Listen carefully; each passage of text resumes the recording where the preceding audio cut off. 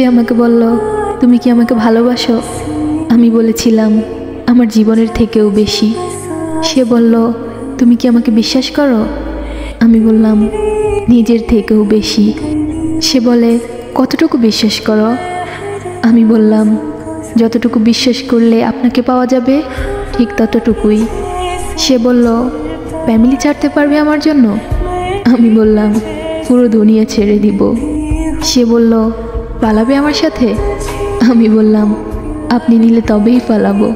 সে বলল, তোমার ফ্যামিলির জন্য কষ্ট হবে না? আমি বললাম, আপনি পাশে থাকলে আমার আর কিছুই লাগবে না। সে বলল, এত ভালোবাসো আমাকে?